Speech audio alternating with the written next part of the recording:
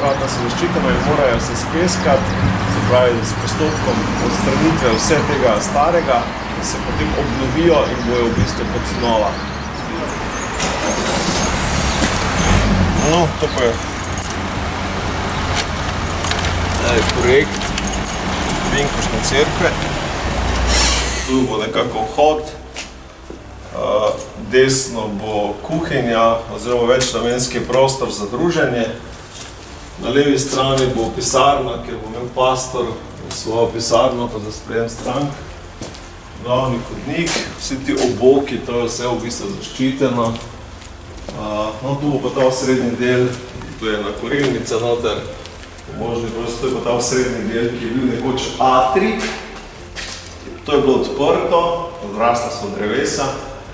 In ta atrij smo v bistvu lahko s pomočjo spomeniškega varstva zaprli, uredili, bomo rekel, tudi tako zanimivo svetlobo. Ob oni steni pride oder, seveda brez inštrumenta klavirja ne bo šlo. Tu pridejo pa v bistvu še stoli. Potem ta sredinski del bo viden, ko bo to zaprto, bo to lepo vidno in bo tudi imelo en tak lep izgled, ambient. V nadaljevanju bo v bistvu sobica za mladino, katera se bo po potrebi odprla in bo lahko tudi še dodatni prostor za dvorano. V nadaljevanju so pa v bistvu potem še sanitarije, pa še dve sobi, moški, ženski sanitariji, pa sanitariji za invalide. Potem še dve sobi, ki sta namenjeni za otroke, mladino, druženje in tako naprej.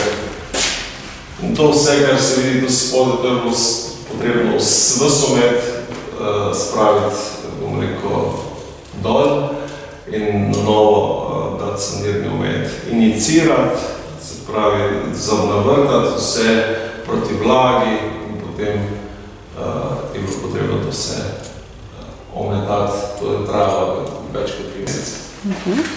Kdaj pa pričakujete, da se bo zaključila gradnja? Gradnja se bo zaključila nekje v začetku poletja.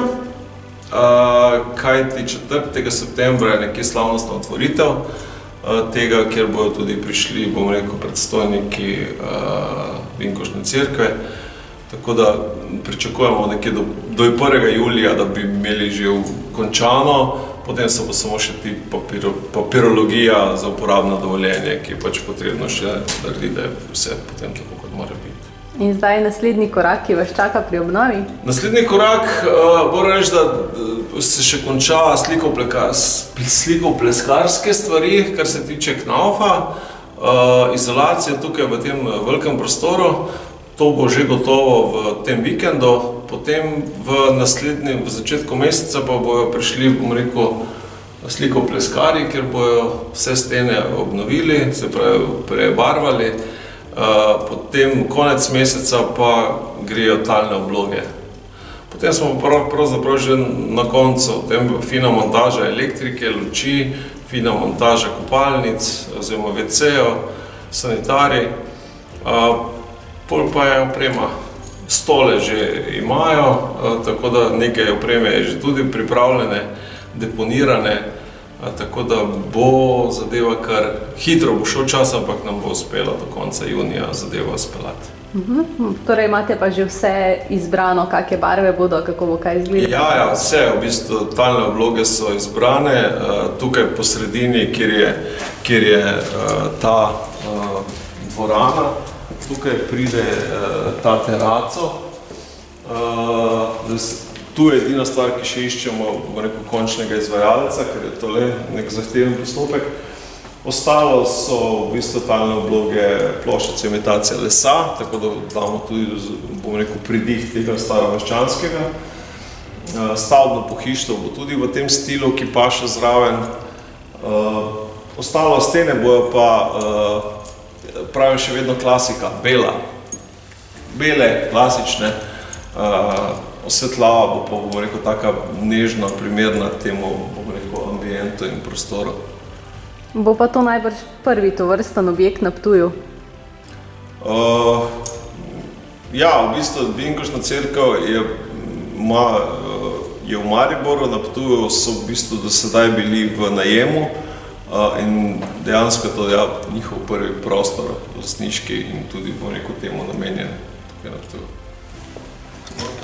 Tega moramo restaurirati. Aha. Ta je v bistvu steber, ki je spomeniško zaščiten in ga mora strokovno usposobljeni restaurator. Koliko je pa star taki steber? Koliko je to staro?